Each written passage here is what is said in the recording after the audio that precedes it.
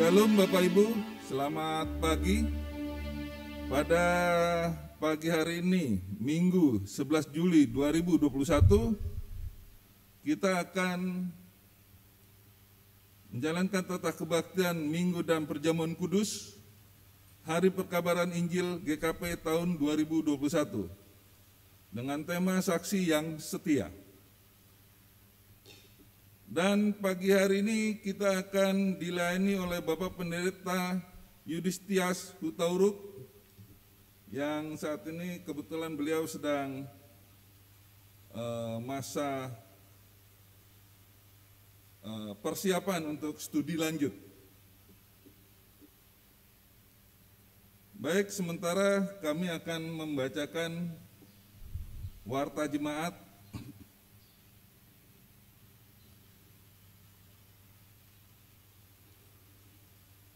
Warta jemaat Bapak Ibu dapat lihat langsung yang tertera pada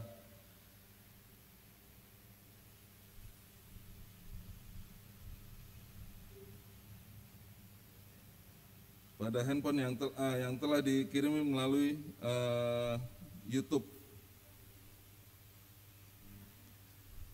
Untuk kebaktian kategorial,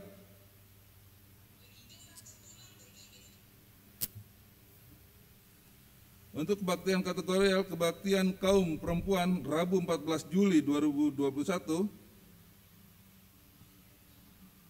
akan dilayani oleh Penetua Nelson Papahan secara mandiri dan online. Kebaktian rumah tangga Kamis 15 Juli 2021 akan dilayani oleh Penetua Ibu Risama Waruhu secara mandiri dan online. Kebaktian pemuda remaja Sabtu 17 Juli akan dilayani oleh Penetua Bapak Jantar Manulang. Kebaktian sekolah Minggu 27 Juni 2021 secara mandiri via YouTube ataupun via Zoom. Lanjut untuk katekisasi Sidi Angkatan September 2021. Katekisasi dilaksanakan secara online dan sesuai konfirmasi Bapak Pendeta Rudolfo Darmanik SSI hari Minggu 11 Juli 2021 pukul 19. Untuk katekisasi pranikah Saudara Christian Afiko Irlando Sianturi dengan Saudari Sela Septiana Tampu Bolon dilaksanakan secara online dan sesuai konfirmasi Bapak Pendeta Rudolfo Darmanik SSI.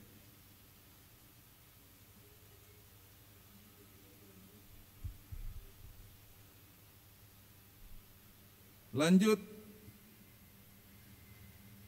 kami akan sampaikan juga beberapa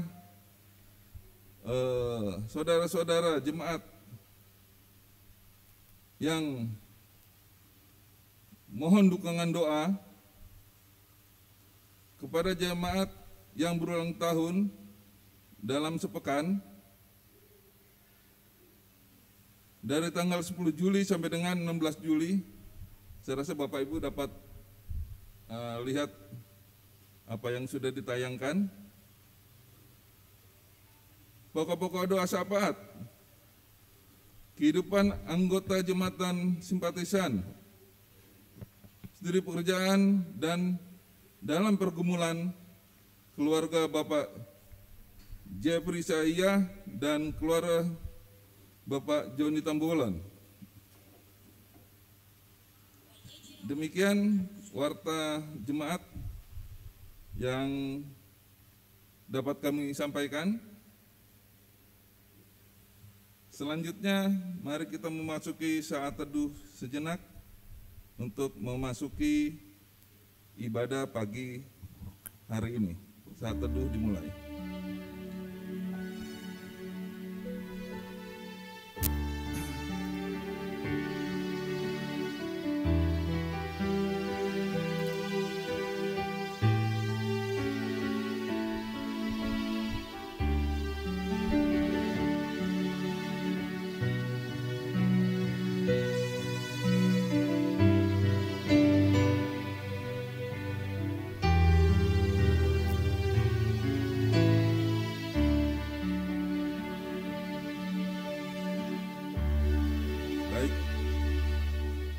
Tuhan itu kekuatanku dan mazmurku.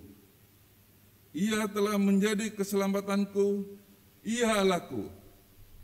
Kupuji Dia, Ia Allah Bapakku. Kululurkan Dia. Saudara-saudara, marilah kita beribadah kepada Allah yang telah mengaruniakan bagi kita hidup bersekutu, melayani dan bersaksi di tanah Pasundan. Mari kita berdiri dan dengan penuh sukacita menyanyikan kidung pujian bagi kemuliaan nama-Nya.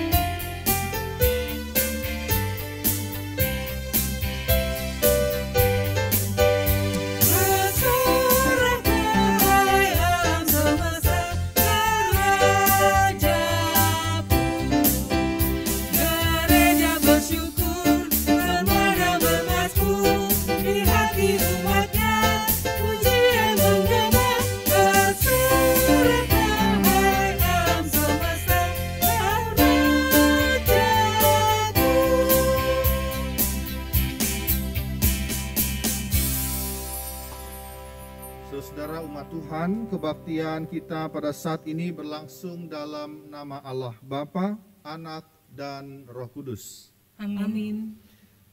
Damai sejahtera Tuhan besertamu. Dan besertamu juga.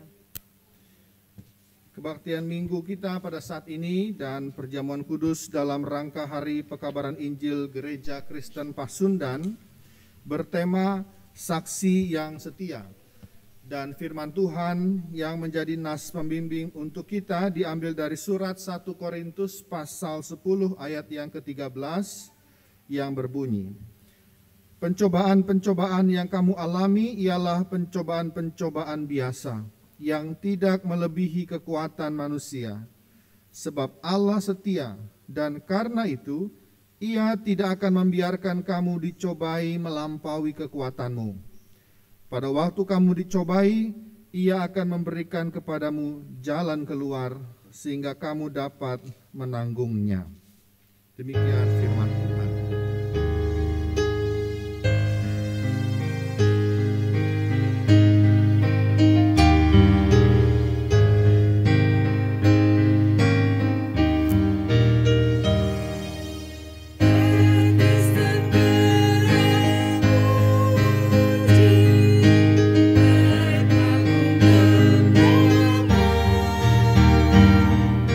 Sebanyak kebenaran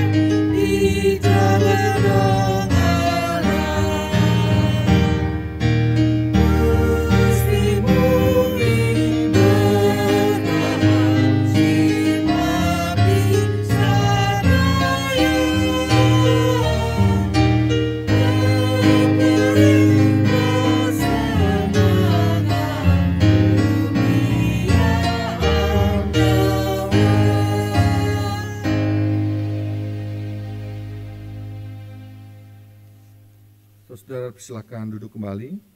Mari kita mengungkapkan syukur kita kepada Tuhan di dalam doa. Mari kita berdoa. Oh Tuhan Allah kami yang bertahta di dalam kerajaan surga, tak henti-hentinya ya Tuhan kami menaikkan puji-pujian syukur sembah kami kepadamu. Sebagai umat Tuhan kami terus merasakan kebaikan, penyertaan, dan juga pemeliharaan Tuhan hari demi hari. Meskipun di tengah-tengah krisis, di tengah pandemi, di tengah situasi yang sulit, tetapi kami sungguh-sungguh merasakan Tuhan tetap bekerja dan berkarya atas hidup kami semua. Kami bersyukur jika pada saat ini kami bisa Tuhan berikan kesempatan untuk kembali beribadah, bersekutu bersama-sama dari tempat kami masing-masing. Kami bersyukur atas berkat Tuhan yang boleh kami terima, kami rasakan. Kami syukuri keberadaan orang-orang di sekitar kami, keluarga, sahabat, dan siapa saja yang kami jumpai, yang kami percaya juga dapat menjadi perpanjangan tangan Tuhan untuk memelihara dan memberikan kami berkat. Terima kasih Tuhan atas semua hal yang ada dalam kehidupan kami. Inilah syukur kami Bapa. Kami naikkan syukur ini di dalam nama Kristus Yesus Tuhan kami. Amin.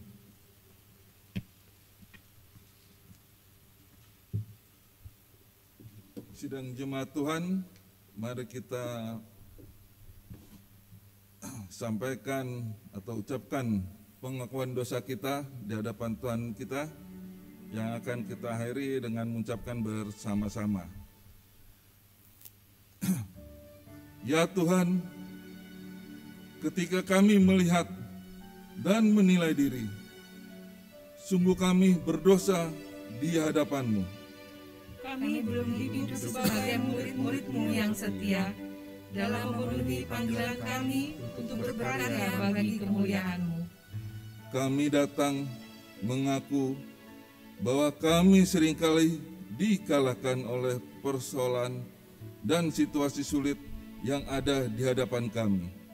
Kami pun lalai dalam menjaga kepercayaan-Mu untuk mewartakan kebaikan Tuhan dalam hidup kami. Ketika Tuhan melimpahi dengan berkat, kami terlena dalam kenyamanan diri dan enggan untuk berbagi kebahagiaan dengan sesama. Kami menyadari bahwa kerelaan kami untuk melayani dan mewartakan Injil-Mu masih dikalahkan oleh berbagai kepentingan diri yang membelenggu kami. Ya Tuhan, inilah pengakuan dan penyesalan kami. Ampunilah kami ya Tuhan. Amin.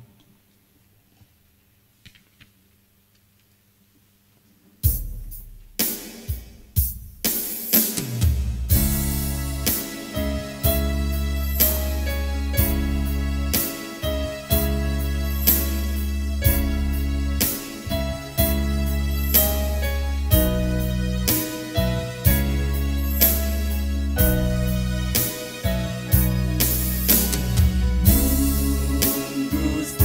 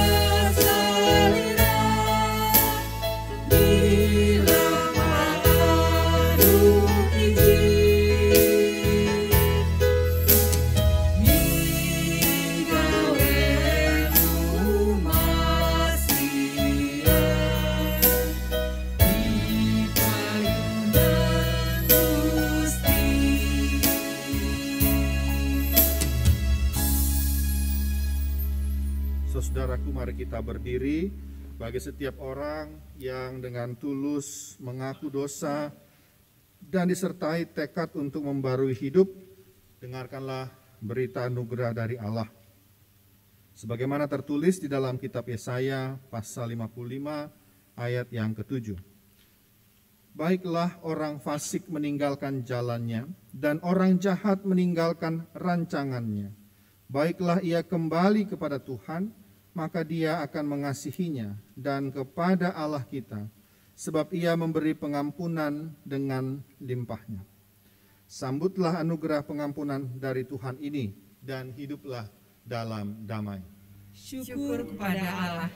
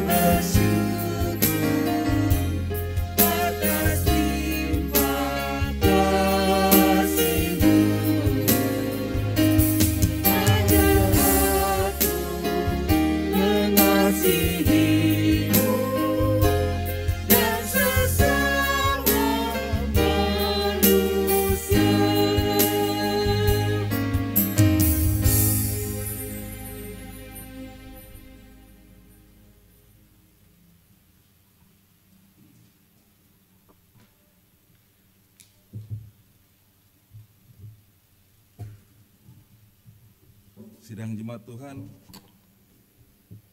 mari kita membaca Mazmur yang diambil dari Mazmur 85 ayat yang ke-9.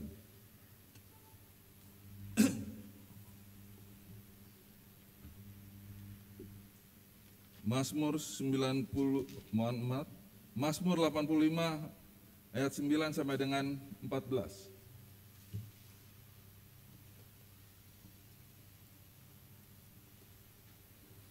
Aku mau mendengar apa yang hendak difirmankan Allah.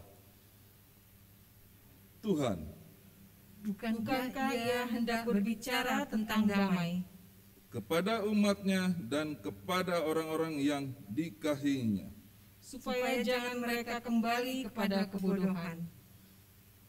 Sesungguhnya keselamatan daripadanya dekat pada orang-orang yang takut akan Dia. Sehingga kemuliaan diam di negeri kita. Kasih dan kesetiaan akan bertemu. Keadilan dan damai sejahtera akan bercium-ciuman. Kesetiaan akan tumbuh dari bumi. Dan keadilan akan menjenguk dari langit. Bahkan Tuhan akan memberikan kebaikan. Dan negeri kita akan memberi hasilnya. Keadilan akan berjalan di hadapannya. Dan akan membuat jejak kakinya menjadi jalan. Baik, kita sambut dari Kidung Kebungahan 61.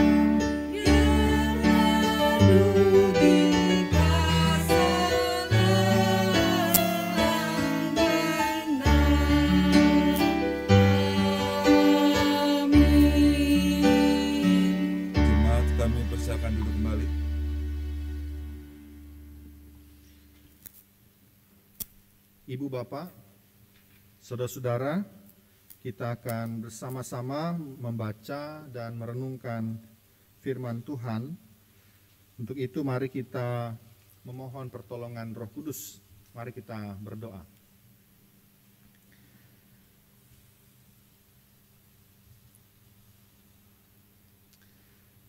Ya Kristus Yesus, Tuhan kami, Sang Firman yang hidup, kami saat ini akan kembali membaca isi Alkitab kami dan merenungkan isinya sebagai firman Allah yang kami terima dan harus kami renungkan bersama-sama serta kami lakukan dalam kehidupan kami. Kami rindu untuk disapa, diingatkan, disegarkan oleh firman Tuhan yang sekiranya dapat menuntun kami untuk menapaki langkah-langkah kehidupan kami, khususnya ketika kami pada saat ini sebagai Gereja Kristen Pasundan merayakan Hari Pekabaran Injil GKP. Maka biarlah Tuhan melalui firman Tuhan yang kami renungkan ini, kami bisa menghayati kembali panggilan kami untuk menjadi saksi Tuhan, saksi Kristus yang setia. Curahkanlah Roh Kudus-Mu atas kami semua, supaya firman Tuhan ini dapat kami terima dengan baik, kami pahami dan dapat kami lakukan dalam kehidupan kami. Di dalam Yesus Kristus, Sang Sabda, kami berdoa. Amin. Saudara-saudara, bagian Alkitab yang akan kita baca dan kita renungkan pada Hari Pekabaran Injil GKP saat ini adalah dari Injil Markus pasal 6 ayat 14 sampai ayat 29. Injil Markus pasal 6 ayat 14 sampai ayat 29, saya akan membacakan untuk kita semua. Demikian bunyi firman Tuhan. Raja Herodes juga mendengar tentang Yesus, sebab namanya sudah terkenal dan orang mengatakan, Yohanes Pembaptis sudah bangkit dari antara orang mati, dan itulah sebabnya kuasa-kuasa itu bekerja di dalam dia. Yang lain mengatakan, dia itu Elia. Yang lain lagi mengatakan, dia itu seorang nabi, sama seperti nabi-nabi yang dahulu. Waktu Herodes mendengar hal itu, ia berkata, bukan, dia itu Yohanes yang sudah kupenggal kepalanya dan yang bangkit lagi. Sebab memang Herodeslah yang menyuruh orang menangkap Yohanes dan membelenggunya di penjara, berhubung dengan peristiwa Herodias, istri Filipus saudaranya, karena Herodes telah mengambilnya sebagai istri. Karena Yohanes pernah menegur Herodes, tidak halal engkau mengambil istri saudaramu. Karena itu Herodias menaruh dendam pada Yohanes dan bermaksud untuk membunuh dia, tetapi tidak dapat. Sebab Herodes segan akan Yohanes karena ia tahu bahwa Yohanes adalah orang yang benar dan suci, jadi ia melindunginya. Tetapi apabila ia mendengarkan Yohanes, hatinya selalu terombang-ambing, namun ia merasa senang juga mendengarkan dia. Akhirnya tiba juga kesempatan yang baik bagi Herodias, ketika Herodes pada hari ulang tahunnya mengadakan perjamuan untuk pembesar-pembesarnya, perwira-perwiranya, dan orang-orang terkemuka di Galilea. Pada waktu itu anak perempuan Herodias tampil lalu menari, dan ia menyukakan hati Herodes dan tamu-tamunya. Raja berkata kepada gadis itu, minta daripadaku apa saja yang kau ingini, maka akan kuberikan kepadamu. Lalu bersumpah kepadanya, apa saja yang kau minta akan kuberikan kepadamu, sekalipun setengah dari kerajaanku. Anak itu pergi dan menanyakan ibunya, apa yang harus kuminta? Jawabnya, kepala Yohanes Pembaptis. Maka cepat-cepat ia pergi kepada raja dan meminta, "Aku mau supaya sekarang juga engkau berikan kepadaku kepala Yohanes Pembaptis di sebuah talam." Lalu sangat sedihlah hati raja, tetapi karena sumpahnya dan karena tamu-tamunya, ia tidak mau menolaknya. Raja segera menyuruh seorang pengawal dengan perintah supaya mengambil kepala Yohanes. Orang itu pergi dan memenggal kepala Yohanes di penjara. Ia membawa kepala itu di sebuah talam dan memberikannya kepada gadis itu, dan gadis itu memberikannya pula kepada ibunya. Ketika murid-murid Yohanes mendengar hal itu, mereka datang dan mengambil mayatnya lalu membaringkannya dalam kuburan. Demikianlah Injil Yesus Kristus. Berbahagialah setiap orang yang mendengar sabda Tuhan dan memeliharanya dalam kehidupan sehari-hari. Haleluya.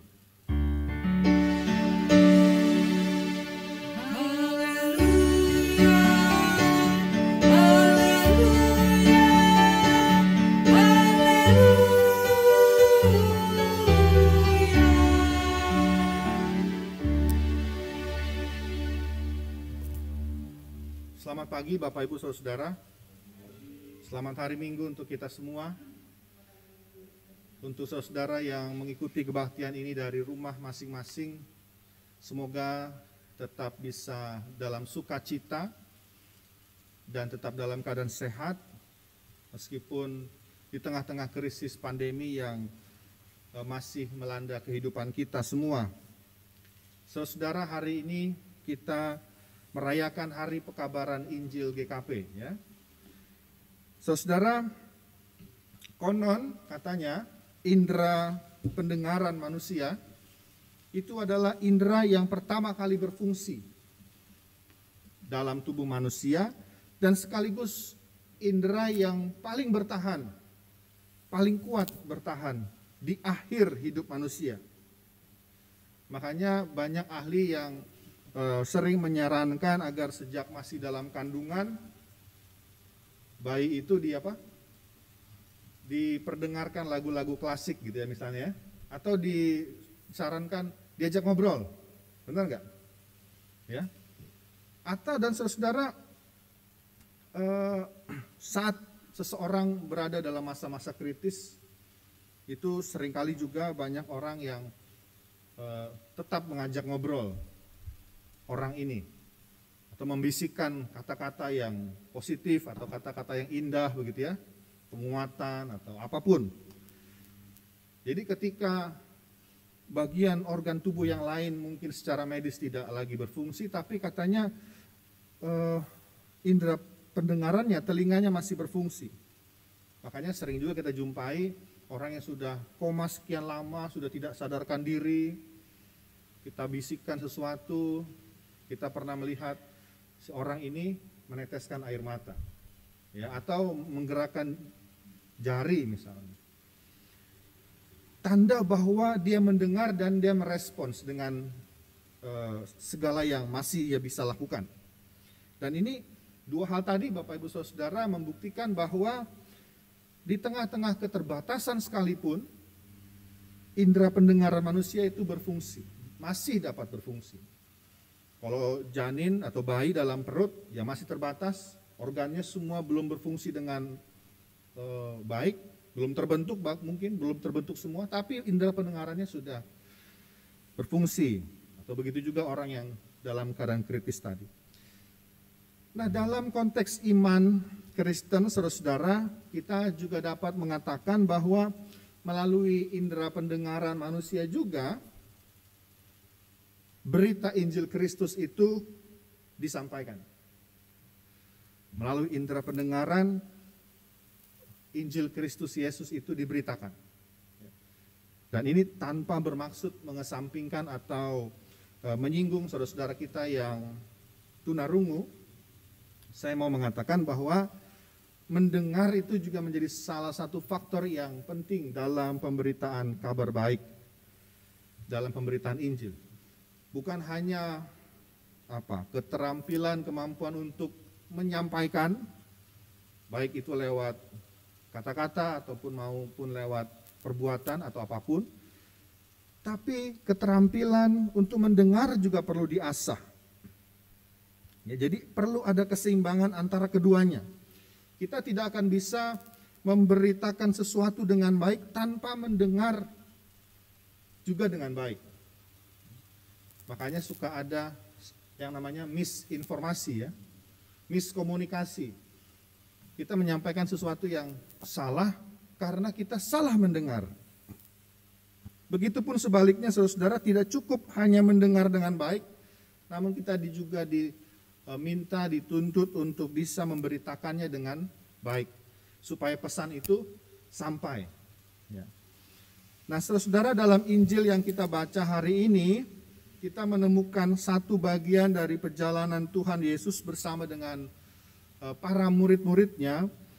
Pada waktu itu Herodes yang dimaksud di sini, saudara, adalah Herodes Antipas, putra dari Herodes Agung. Herodes merasa terusik popularitasnya karena kehadiran Yesus. Nah, banyak orang membicarakan sosok Yesus ini. Yesus itu jadi Jadi bahan obrolan sehari-hari, viral dia. Ya, semua orang membicarakan siapa Yesus ini, gitu ya. Semua orang membicarakan dan menebak-nebak siapa sih sebenarnya orang itu, gitu ya. Karena mereka mendengarnya itu banyak yang mendengar dari mulut ke mulut. Kata orang, atau orang Sunda bilang cenah, gitu ya. Jadi mereka terus membicarakan tentang sosok Yesus, bahkan sampai ke telinga Herodes. Dia mulai terusik popularitasnya. Ya, karena pada zaman itu tentu raja yang biasanya jadi topik pembicaraan, ya, atau yang jadi orang yang populer. Nah, saudara-saudara, kita lihat, kita baca tadi bahwa Herodes pun mendengar tentang Yesus. Dia mendengar ada orang yang menyebut Yesus itu Yohanes Pembaptis yang bangkit dari antara orang mati. Ada yang mengatakan bahwa itu adalah Elia.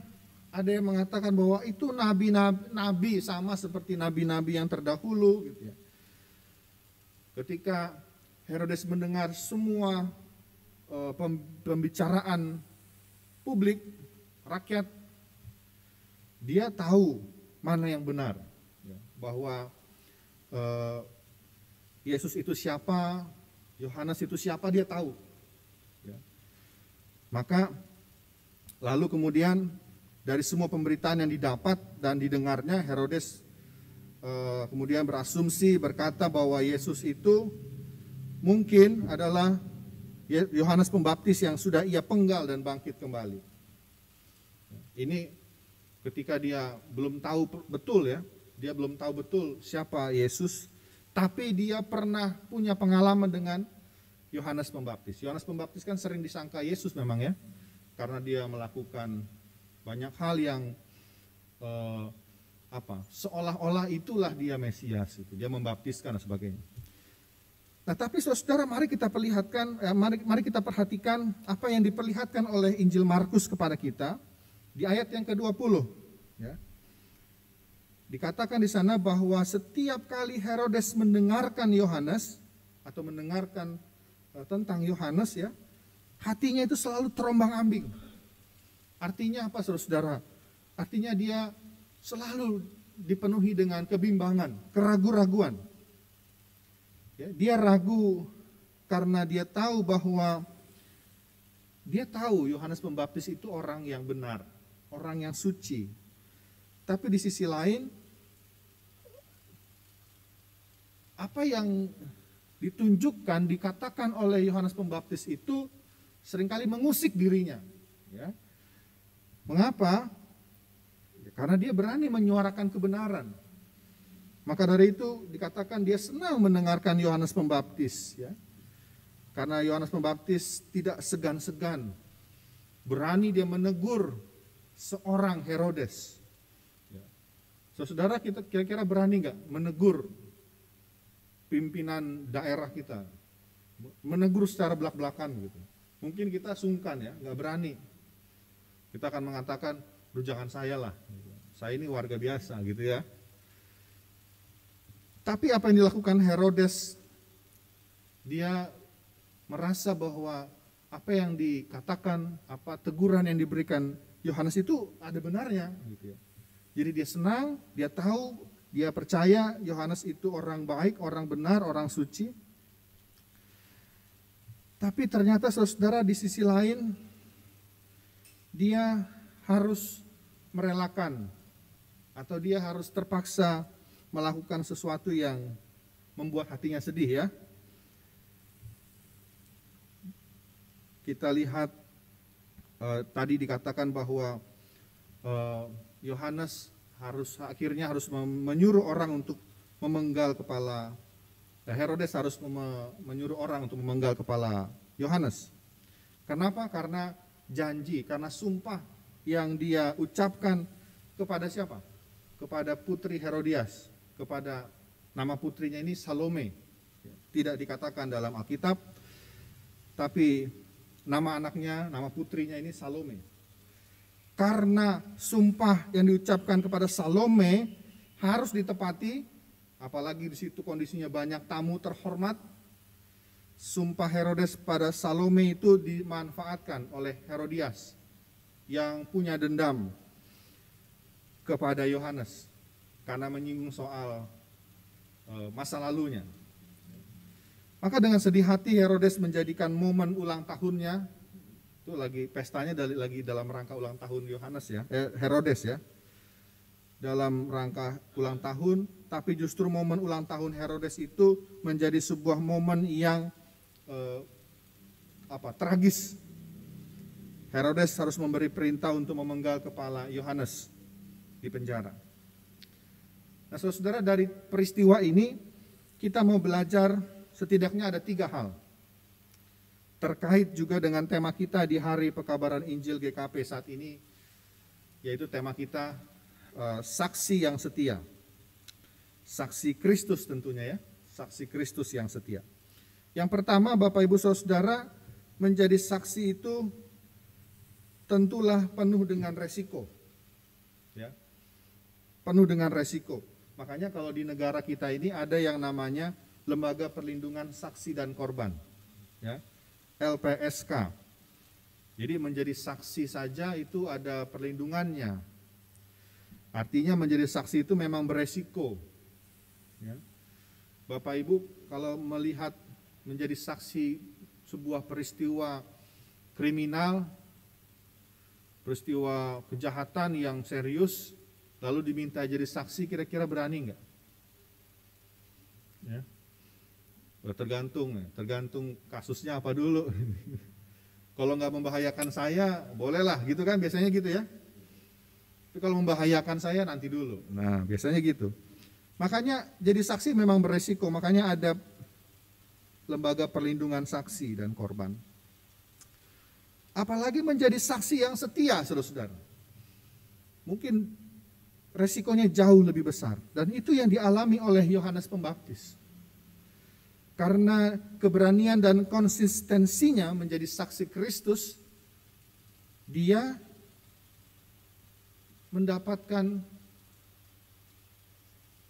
sebuah perilaku tindakan yang tidak menyenangkan.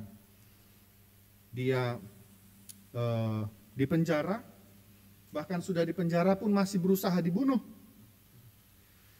Dan itu adalah karena keberaniannya menjadi saksi Kristus, berani memberitakan kebenaran. Dia berani untuk tidak disukai. Biasanya orang tuh berusaha supaya disukai semua orang, ya, disukai atasan. Makanya ada orang yang cari muka, berusaha disukai oleh semua orang. Disukai oleh semua orang tuh bagus ya. Tapi ketika terpaksa mengorbankan kebenaran tentu menjadi tidak baik. Dan Yohanes Pembaptis memberikan contoh saksi yang setia itu beresiko. Dipenjara dia. Bahkan dibunuh juga. Ada saja orang-orang seperti Herodias yang menaruh dendam, mencari celah bagaimana caranya menyingkirkan orang ini, menyingkirkan Yohanes Pembaptis. Kalau perlu dibunuh, dibunuh.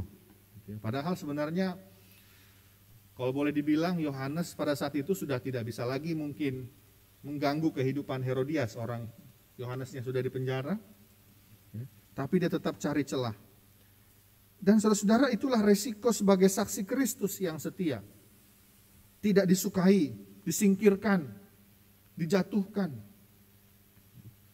Apapun akan dilakukan untuk membuat kita itu gagal, untuk membuat kita hancur.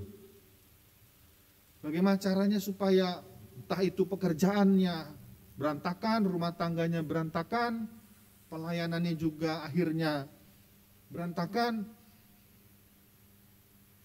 Itu resiko, saudara-saudara. Dan GKP sudah banyak sekali pengalaman mengalami hal-hal seperti itu. Bagaimana ketika panggilan kita sebagai gereja mengabarkan Injil di bumi Jawa bagian barat ini bukan tanpa penolakan. Banyak sekali cerita pengalaman sejarah GKP yang menceritakan bagaimana kita ini disingkirkan, tidak disukai, ditolak, berusaha dihancurkan.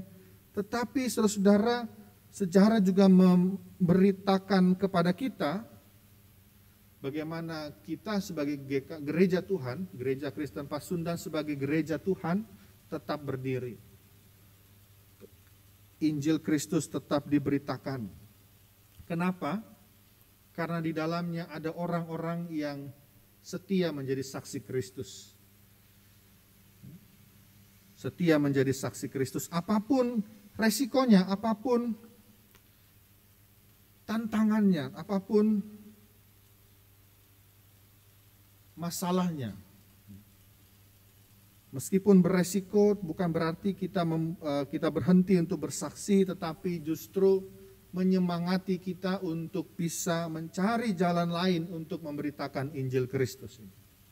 Seperti sekarang, di tengah-tengah pandemi COVID-19, ada banyak orang yang terpapar, mungkin itu sahabat kita, saudara kita, atau bahkan mungkin kita sendiri yang terpapar virus COVID-19. Bukan berarti gereja mati dalam bersaksi. Bukan berarti kita sebagai umat Allah berhenti untuk bersaksi, tetapi justru menyemangati kita mencari cara lain untuk bisa tetap menjadi saksi Kristus, untuk bisa tetap memberitakan Injil Kristus. Siapa yang pernah menyangka ya bahwa kebaktian Minggu akan seperti ini? Ya. Harus engap-engapan pakai masker. Dulu waktu saya di Sukabumi, saya suka bilang ke penatua, ke pemandu lagu gitu ya, pakai maskernya selama ibadah. Saya di atas mimbar bicara khotbah bisa kok. Tapi nggak enak memang ya. Siapa yang menyangka? Tapi toh berbagai cara kita lakukan sekarang untuk tetap menjadi saksi Kristus, meskipun resikonya besar. Tadi saja berangkat dari rumah, istri saya mengatakan, memberi pesan ya, jangan lepas masker. Saya bilang kalau perjamuan gimana nggak lepas masker? Selalu ada risiko, saudara-saudara. Tapi bukan berarti kita berhenti melayani. Bukan berarti kita berhenti memberitakan Injil Kristus. Itu yang pertama, saudara-saudara. Yang kedua, kita mau melihat juga sosok Herodes. Ya, tadi kita melihat sosok Yohanes Pembaptis, kita mau sekarang lihat sosok Herodes yang sebetulnya telah mendengar apa yang baik tentang Yohanes Pembaptis. Dia tahu Yohanes Pembaptis itu orang benar, orang suci, tapi ternyata dia tidak mampu melakukan apa yang benar. Sebenarnya dia sudah punya niat untuk melindungi Yohanes Pembaptis, tapi dia tidak mampu, bahkan mungkin tidak mau, tidak punya keberanian untuk memberitakan sesuatu yang benar, untuk melakukan hal yang benar. Herodes terjerumus dalam perangkapnya sendiri karena dia bersumpah kepada Putri Herodias, kepada Salome, di depan banyak orang, tamu-tamu kehormatan. Dia terjerumus dalam perangkap itu dan akhirnya mengambil sikap yang salah, yang membuat dia menyesal. Dia tidak berani mengambil sikap yang benar. Nah, saudara-saudara, ini menurut saya menjadi salah satu sikap yang seharusnya tidak boleh dimiliki oleh seorang saksi Kristus. Ini kebalikan dari apa yang ditunjukkan oleh Yohanes Pembaptis ya. Kalau Yohanes Pembaptis punya prinsip pokoknya kebenaran harus diberitakan. Apapun resikonya. Herodes melihat atau Herodes menunjukkan sikap yang berbeda. Waduh, ini resikonya terlalu besar buat saya sebagai seorang raja. Apa kata dunia kalau saya mengingkari sumpah yang saya ucapkan di hadapan banyak orang terhormat ini, gitu ya. Nah, saudara-saudara, sikap seperti ini bukanlah sikap seorang saksi Kristus yang setia. Maka kita harus setia. Setia pada apa? Bukan setia pada orang-orang yang terhormat, bukan setia pada yang mau bayar, bukan setia pada yang membuat kita aman, tetapi kita setia pada Kristus, pada kebenaran, pada Injil. Kita harus berani, kita diminta untuk menjadi saksi yang setia, bukan saksi yang mencela-mencele. Apa itu mencela-mencele? Saksi yang kalau aman ya saya setia gitu ya, kalau enggak saya mundur. Ragu-ragu ya. Bukan juga menjadi saksi yang oportunis. Ya, oh ini kesempatan buat saya untuk bisa tampil di depan banyak orang, baru saya mau. Tapi kalau ternyata tidak ada untungnya buat saya, ya sudahlah, gak usah. Oportunis, kan banyak ya begitu ya. Nah saudara, kalau hari ini kita memperingati Hari Pekabaran Injil GKP, saya mau mengatakan bahwa ini bukan hanya sekadar formalitas sebuah peringatan gerejawi lalu berlalu begitu saja, tapi ini menjadi momentum penting buat kita untuk mengingatkan kita tentang salah satu tugas panggilan gereja, yaitu bersaksi. Menjadi saksi. Tugas panggilan gereja yang 3 yang klasik itu apa? Bersekutu, bersaksi, dan melayani ya. Kita seringkali fokusnya bersekutu aja, banyak-banyakin ibadah lah. Banyakin ibadah, tiap hari ada kebaktian, tiap hari ada ibadah, tapi lupa bersaksi. Saudara, dunia kita pada saat ini sedang dipenuhi dengan banyak hal yang negatif. Dunia kita sedang dihantui oleh sesuatu yang nggak kelihatan tapi berbahaya. Itu kesel banget kita ya. Virusnya nggak kelihatan tapi mengancam semua orang. Pandemi COVID belum kunjung berakhir. PPKM darurat membuat kehidupan kita jadi mencekam. Beberapa anggota jemaat di Sukabumi yang cerita sama saya, Pak, Sukabumi udah kayak kota mati jam 8 malam katanya gitu. Wah, mencekam betul, saya bisa bayangkan. Tidak pandemi saja, tidak PPKM saja, Sukabumi itu jam 9 malam udah mulai sepi gitu. Ini PPKM dari maghrib udah mulai sepi, jadi jam 8 tuh udah kayak kota mati gitu. Mencekam di banyak daerah. Nah saudara, kira-kira bagaimana kita menjadi saksi Kristus yang tetap setia di tengah-tengah kondisi seperti ini? Ya. Nah ini pertanyaan kritis untuk kita semua saya pikir. Untuk kita sebagai GKP, sebagai gereja Kristen Pasundan. Saya gembira sekali ketika beberapa waktu lalu mendengar kabar ada banyak gereja yang mampu tetap setia menjadi saksi Kristus di tengah pandemi. Ada gereja yang membuka ruang-ruang di lingkungan gerejanya untuk menjadi tempat isolasi mandiri bagi warga jemaatnya atau bagi warga sekitar. Ada juga gereja yang memberikan ruang-ruang di lingkungan gerejanya untuk menjadi tempat vaksinasi, ya, Saya gembira sekali ketika, wah, ini bentuk kesaksian gereja yang relevan. Dan ini menjadi tanda bahwa kita masih bisa menjadi saksi yang setia di tengah krisis seperti ini, di tengah pandemi ini. Ya, coba bayangkan udah 1 tahun, hampir 1,5 tahun ya, 1 tahun lebih, ruang-ruang gereja kita atau lingkungan gereja ini kosong. Dan masih ada celah untuk kita menjadi saksi untuk orang-orang di sekitar kita. Dan ini menjadi kesaksian kita tentang Tuhan, wujud kehadiran kita sebagai gereja Tuhan.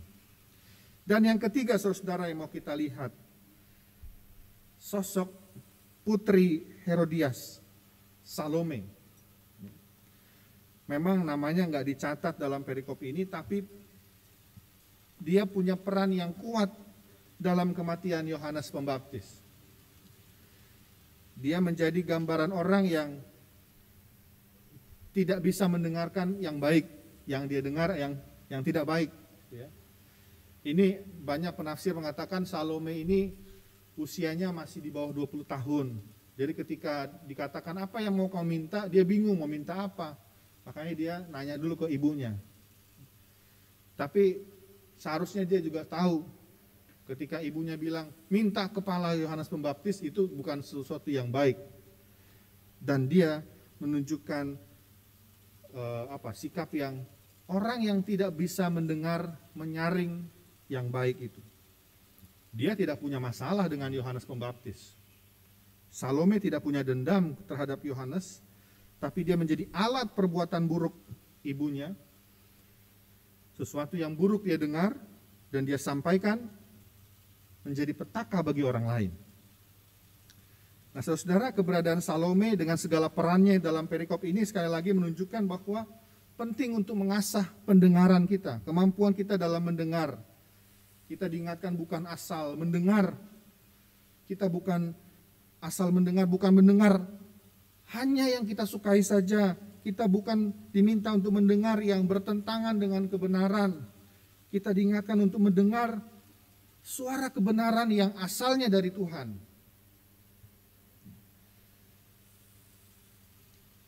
Dan ini juga adalah kunci untuk menjadi saksi yang setia. Kesediaan mendengarkan Kristus, sang sumber kebenaran.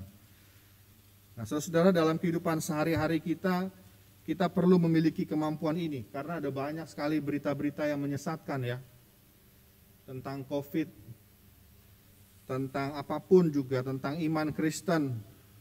Kita diingatkan untuk menjadi saksi-saksi Kristus yang cermat dalam menerima segala bentuk berita dan informasi.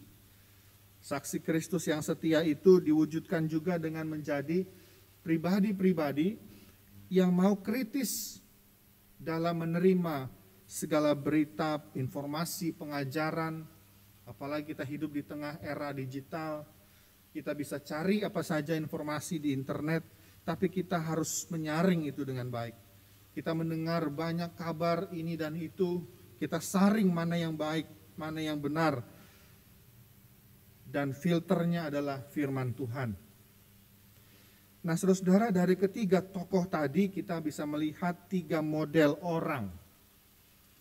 Ada yang seperti Herodes, mendengar yang baik tapi tidak mampu memberitakan yang baik. Ada yang seperti Salome, mendengar sesuatu yang tidak baik dan akhirnya terjadilah juga yang tidak baik. Tetapi ada juga sosok seperti Yohanes Pembaptis yang mendengarkan apa yang baik dari Tuhan dan terus setia memberitakan yang baik itu, yang benar apapun resikonya. Saya percaya dari 3 sosok dan 3 sikap itu kita memilih sikap Yohanes Pembaptis untuk menjadi teladan kita, menjadi saksi Kristus yang setia. Dan kita sebagai gereja Tuhan, gereja Kristen Pasundan, harus terus mau belajar menjadi saksi yang setia di tengah-tengah perubahan zaman, di tengah-tengah krisis, di tengah pandemi, di tengah berbagai macam tantangan yang ada. Kita harus berani mulai keluar dari zona nyaman, mengambil resiko yang ada, tetap setia, tetap cerdik, tetap berhikmat. Dan semoga saudara dan saya sebagai warga GKP, sebagai bagian dari gereja Tuhan, mampu memberitakan Injil Kristus ini dimanapun kita berada, dimanapun kita ditempatkan oleh Tuhan, kapanpun dan dalam situasi apapun. Semoga Tuhan menolong kita. Amin.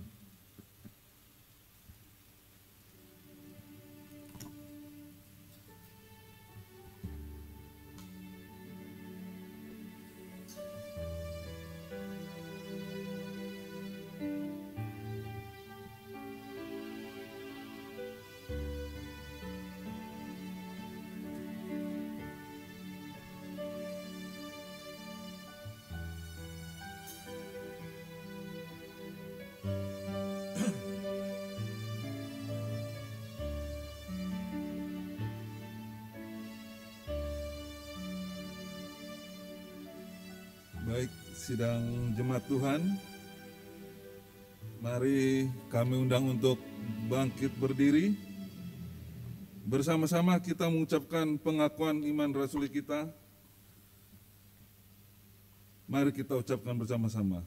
Aku percaya kepada Allah, Bapa yang Maha Kuasa, Khalik langit dan bumi, dan kepada Yesus Kristus, anaknya yang tunggal Tuhan kita, yang dikandung daripada Roh Kudus, lahir dari anak darah Maria, yang menderita sengsara di bawah pemerintahan Pontius Pilatus, disalibkan dan mati dikuburkan, turun ke dalam kerajaan maut. Pada hari yang ketiga, bangkit pula dari antara orang mati, naik surga, duduk di sebelah kanan Allah Bapa yang Maha Kuasa, dan akan datang dari sana untuk menghakimi orang yang hidup dan mati. Aku percaya kepada Roh Kudus, gereja yang kudus dan am, persekutuan Orang Kudus, pengampunan dosa, kebangkitan orang mati, dan hidup yang kekal. Amin. Saya persilakan dulu kembali. Sejenak kita akan memasuki prosesi perjamuan kudus.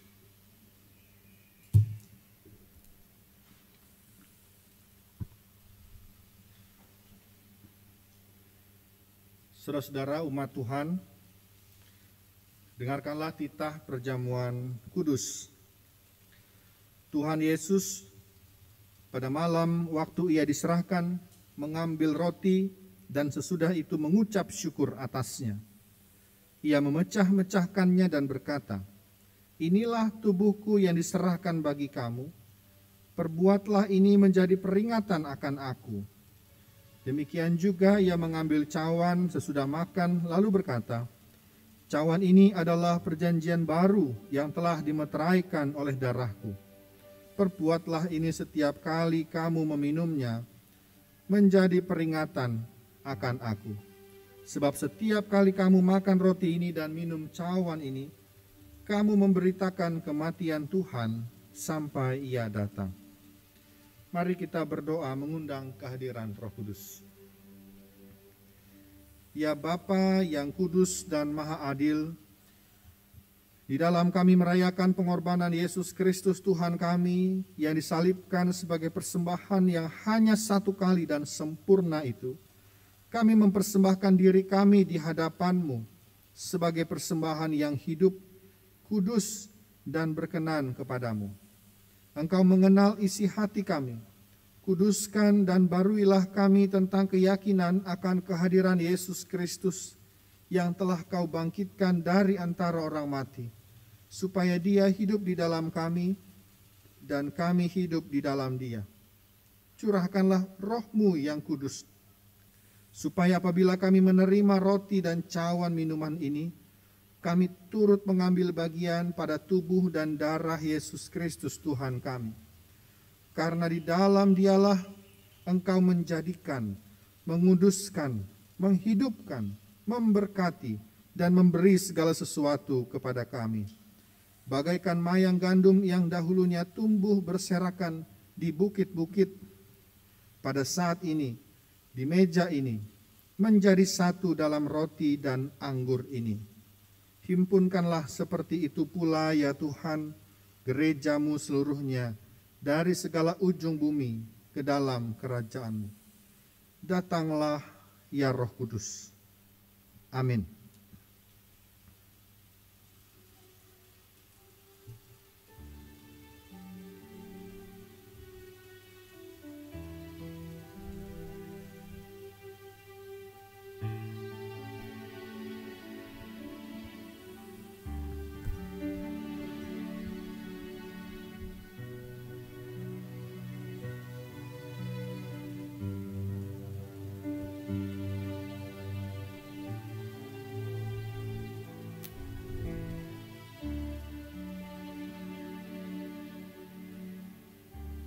Saudara, mari kita kembali berdoa. Tuhan, tidaklah kami layak menjadi anak-Mu. Tuhan, tidaklah sekali-kali kami layak menerimamu mampir pada kami. Tuhan, tidaklah sekali-kali kami layak memungut remah-remah yang jatuh dari meja perjamuan-Mu. Tetapi Engkau sendiri telah berkata, barang siapa yang datang padaku, dia tidak kutolak. Amin.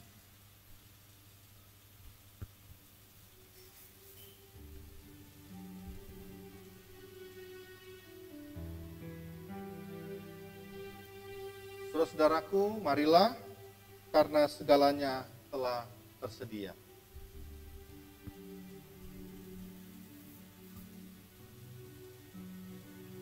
Roti yang dipecah-pecahkan ini adalah persekutuan dengan tubuh Yesus Kristus Tuhan kita yang diserahkan bagi kita. Ambil.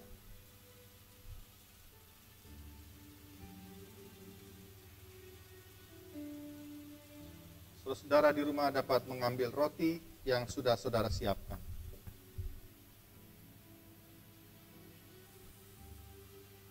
Makanlah dengan mengingat pengorbanan Yesus Kristus, Anak Domba Allah.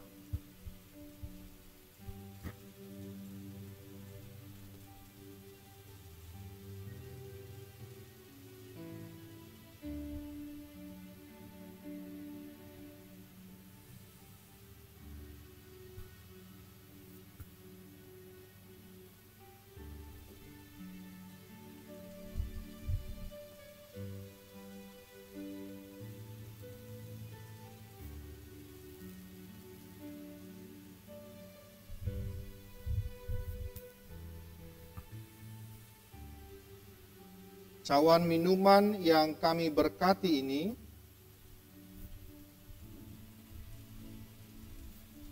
adalah persekutuan dengan darah Yesus Kristus Tuhan kita. Darah perjanjian baru yang dicurahkan bagi kita. Ambil. Ambil. Saudara dapat mengambil minuman yang telah saudara siapkan di rumah. Dan minumlah dengan mengingat pengorbanan Yesus Kristus, Anak Domba Allah.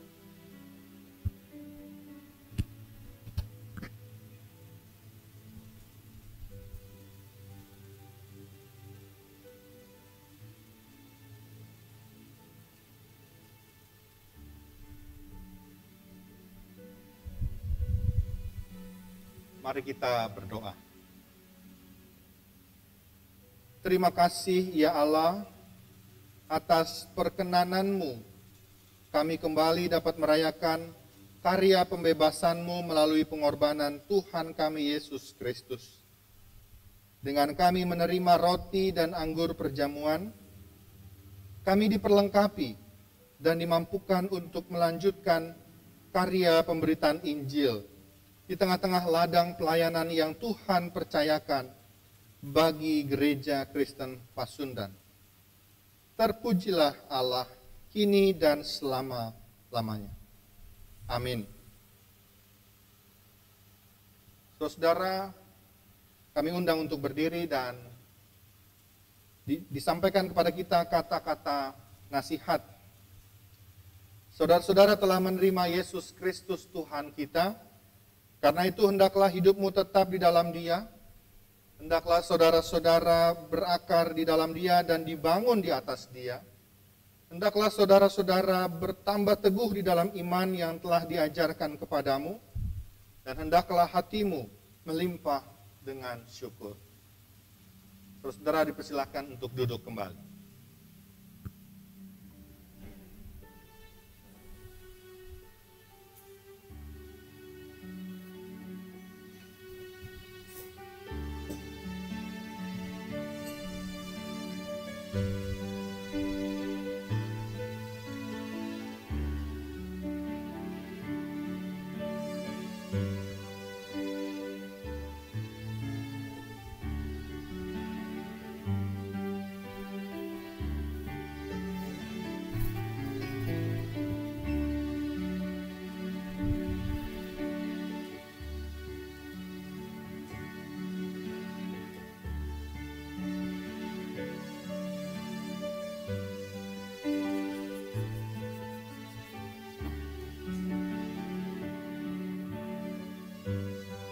Sidang jemaat Tuhan,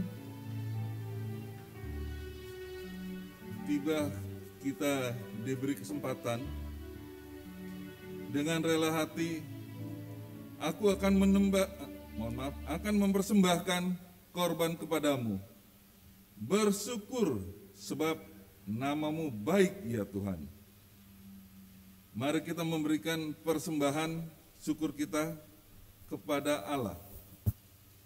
Dan untuk menyambut atau mengiringi persembahan kita akan menyanyikan dari PKJ nomor 145. Sebelumnya kami undang untuk, kita masih tetap duduk dan kita sambut PKJ 145.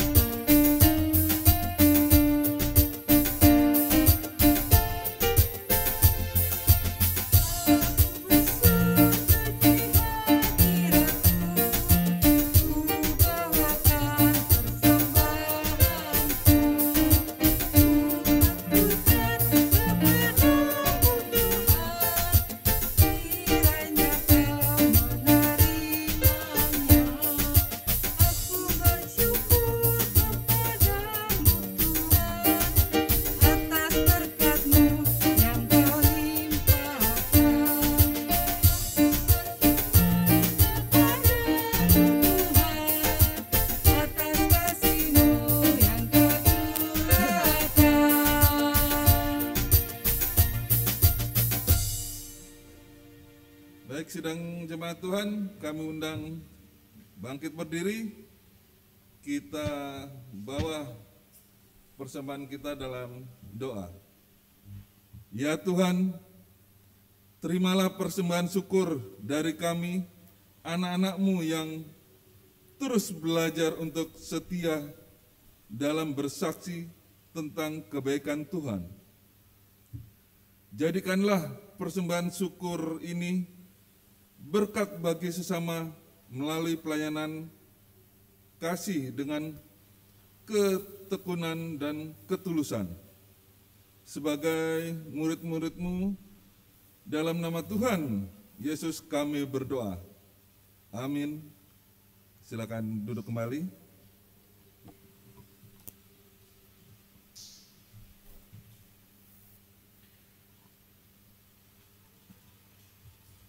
Ibu Bapak, Saudara-saudara, kita akan kembali bersatu hati dalam doa. Kita akan memanjatkan doa syafaat kita. Mari berdoa. Allah yang kami sembah, di dalam nama Tuhan kami Yesus Kristus, kami datang kepadamu pada saat ini Tuhan, dengan rasa syukur atas segala berkat dan juga pertolongan Tuhan kepada kami. Kami juga telah mendengarkan firman Tuhan yang mengingatkan kami dan terus mendorong kami untuk menjadi saksi-saksi Kristus yang setia, khususnya bagi kami seluruh bagian Gereja Kristen Pasundan. Ketika kami pada saat ini memperingati Hari Pekabaran Injil Gereja Kristen Pasundan, kami diingatkan kembali tentang tugas panggilan kami untuk menjadi gereja yang menjadi berkat bagi sesama. Pakailah kami Tuhan untuk menjadi saksi-saksi-Mu di tengah-tengah kehidupan ini, khususnya ketika kami tengah berada di tengah pandemi, di tengah krisis.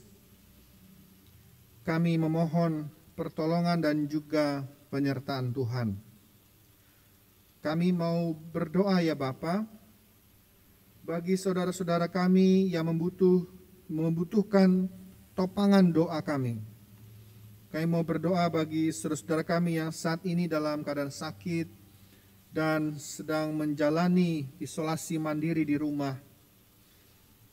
Kami mau berdoa bagi Ibu Romaria Simanjuntak, Bapak Aprizal Tarihoran, Bapak Agus Komala, Penatua Anggraini Novianti Tampu Bolon, Ibu Adelina Hutagalung, Saudari Everyday Yuliana Pasaribu, Bapak Mario Reynaldo Siwabesi, keluarga Bapak Parsaoran Ababan, Penatua Mastiur Kamsia Situmorang, Bapak Riki Stefanus, Penatua Yanti Isnawati, Saudari Agnes Silvana, keluarga Bapak Riki Nanlohi.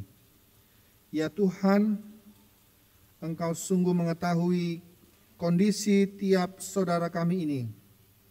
Maka biarlah Tuhan yang melawat mereka, memberikan mereka kesembuhan, dan terus menguatkan dan menopang iman mereka, sehingga di tengah kondisi yang lemah, di tengah isolasi yang mereka jalani, mereka tetap percaya Tuhan tidak meninggalkan mereka, bahkan Tuhan juga tengah berkarya dalam kehidupan mereka.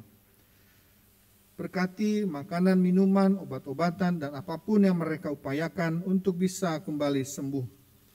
Biarlah itu semua Tuhan pakai, karena kami tahu tidak ada yang mustahil bagi Tuhan.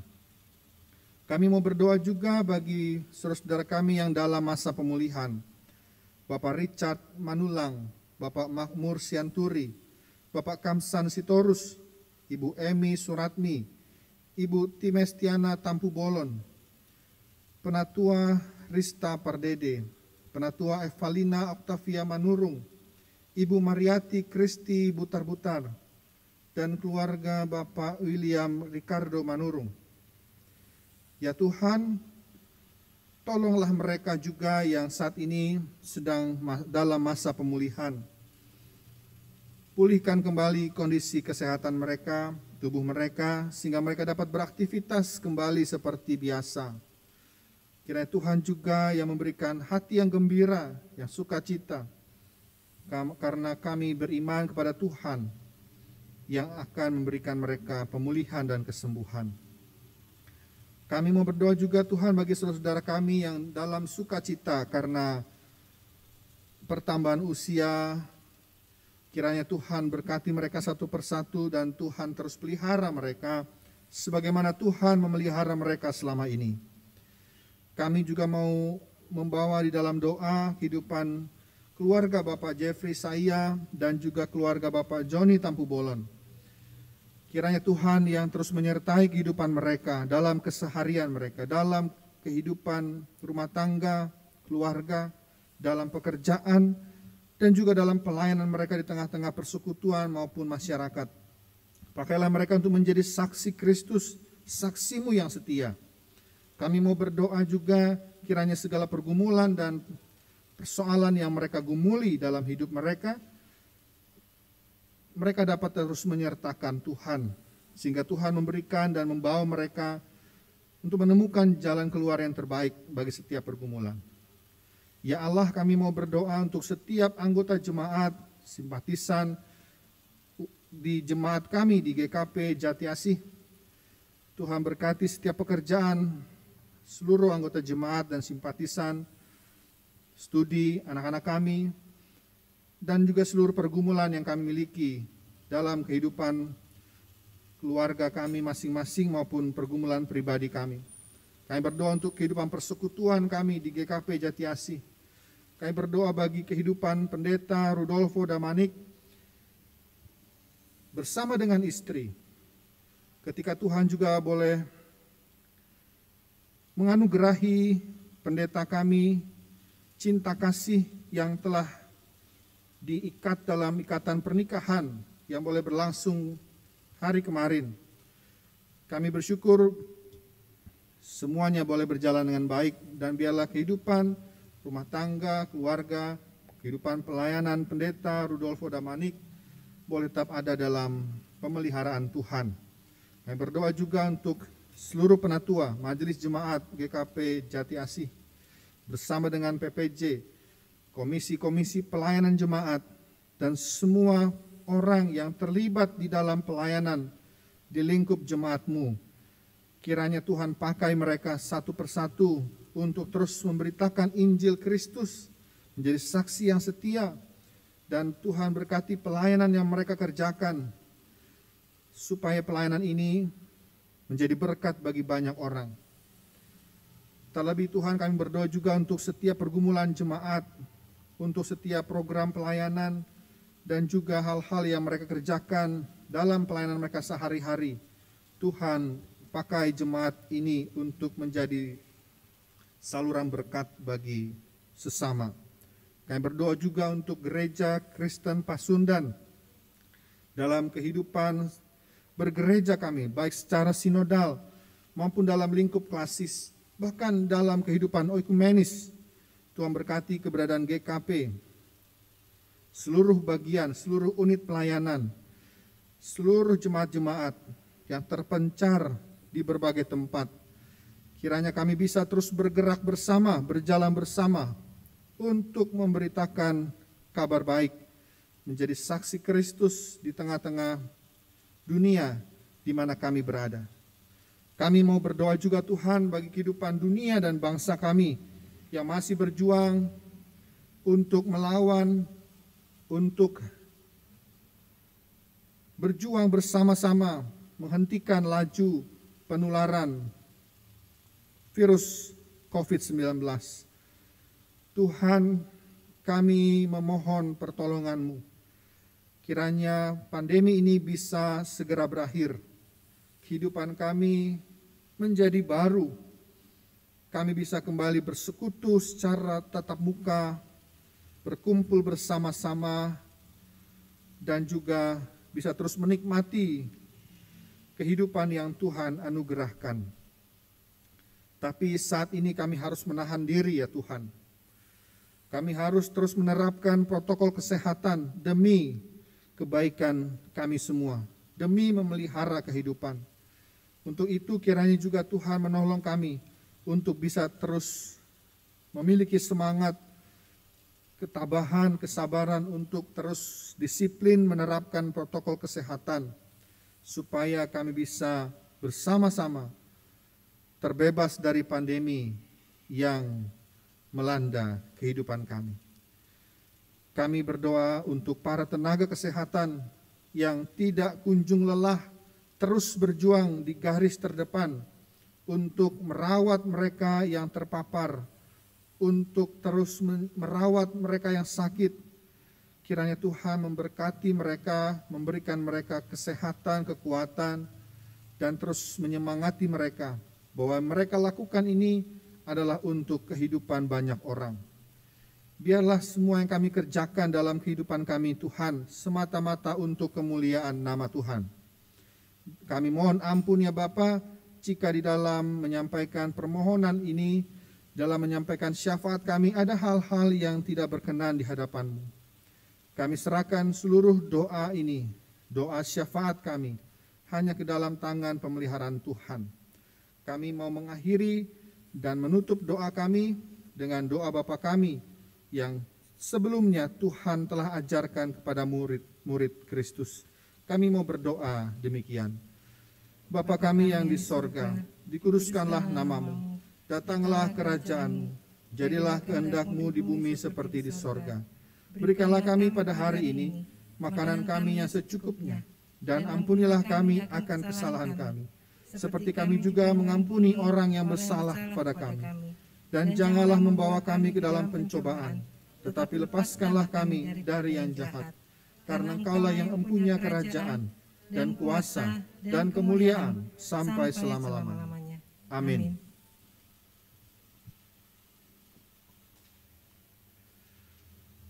Saudara, mari kita berdiri, kita bernyanyi PKJ 274.